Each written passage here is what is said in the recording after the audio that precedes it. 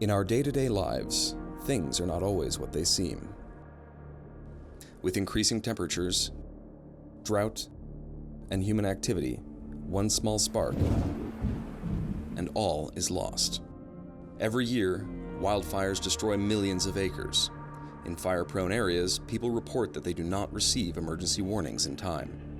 Without an alert warning system in place, we lose the opportunity to save lives.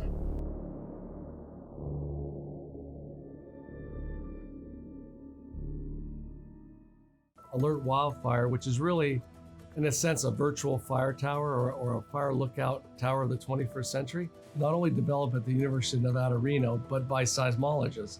We already have built microwave networks to bring back seismic data in real time. And so what we did is add fire cameras to our system and then developed a software package that allows firefighters to essentially hunt for fires and confirm them. Because if we go back 50, 60 years, there were just hundreds of manned fire towers throughout the West, actually 500 in California alone. And at that time, wildfire behavior wasn't that extreme. And yet we fast forward some 50, 60, 70 years, and most of those lookout towers are abandoned.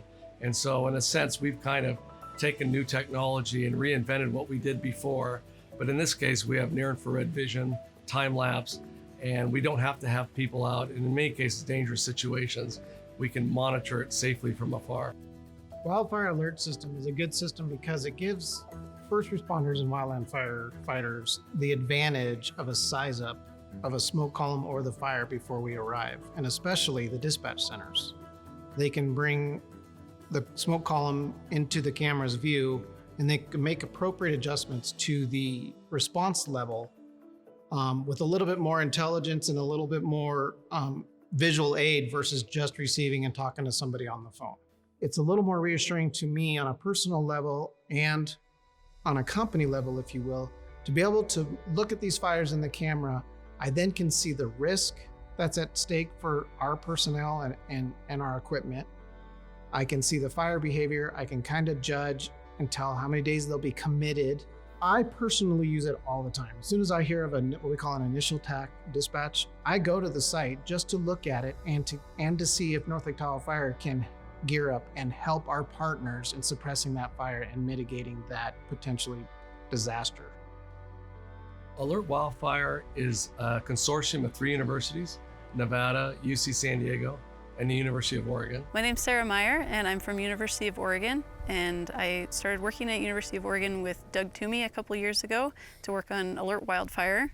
And so my role as that field technician is to install these sites and then also to maintain them once they're installed. We install the microwave dishes that look at the other sites that we have in the area, and so we use two-way communication to be able to get our camera data from site to site and then delivered to the internet, which gets to our lab. So part of my job here is to put those dishes together and install them and then make sure they're aligned properly so that we have great communication between our sites. A couple years ago in the Tubbs fire, my mother-in-law had to evacuate in the middle of the night.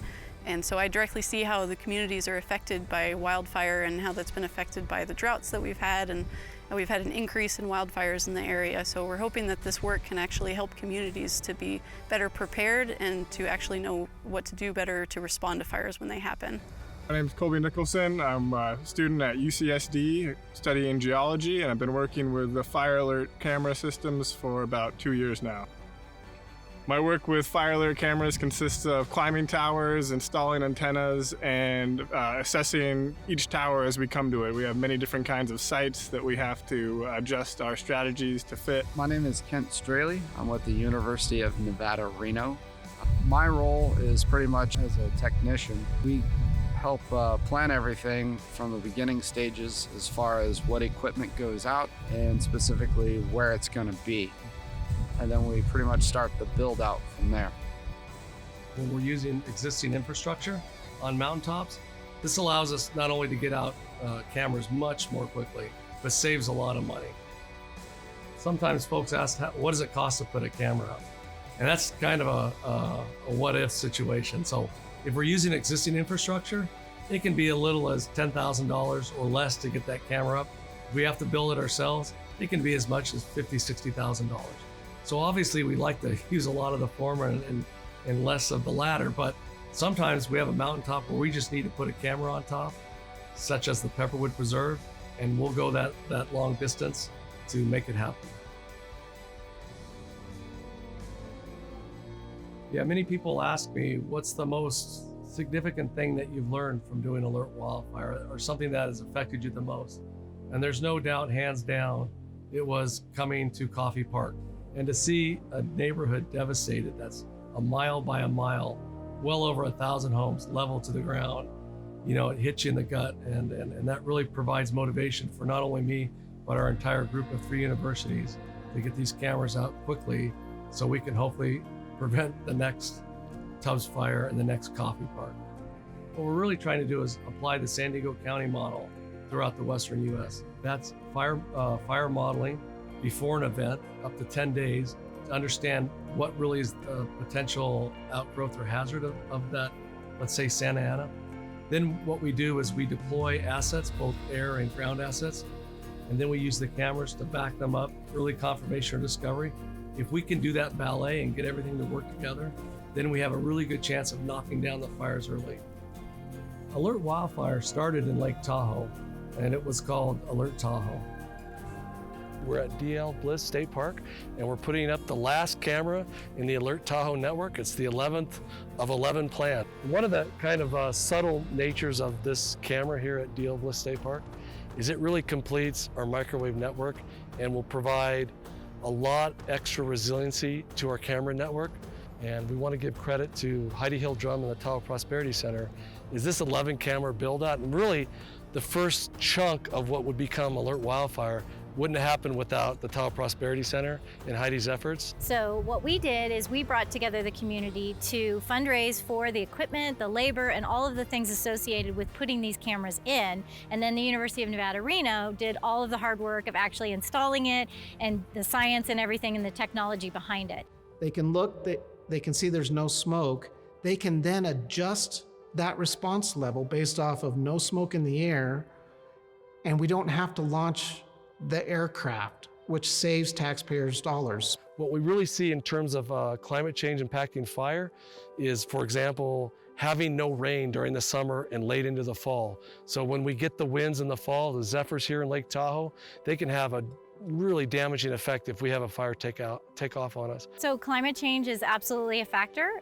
We're seeing bigger fires, we're seeing more severe fires, and these cameras are helping to protect our community and our forests. I've lived here in Lake Tahoe for 25 years, so I've seen the forest change over the years, and it is much drier and much more at risk of wildfire now than it used to be. These windows, the number of days where you can have that bad fire might have been once every couple of years, and now we're having them maybe once a month. The whole climate change thing is not just like, oh, it's a little bit warmer, but there are these windows that open and close, and there's a lot more of them. So I think that's what people need to take from the climate message. These cameras have helped stop 56 fires in the Tahoe Basin. So they give our firefighters the early intelligence and information that they need to know exactly where to go to stop and put the fires out before they reach 1 acre in size, which is a tremendous benefit because it reduces the chance that that wildfire is going to get out of control. If you want to get involved and you want to help protect your community, you can go on alertwildfire.org and you can look at the map and you can pick the state you live in. You can pick the community that you live in, and you can look at the cameras that are in your area,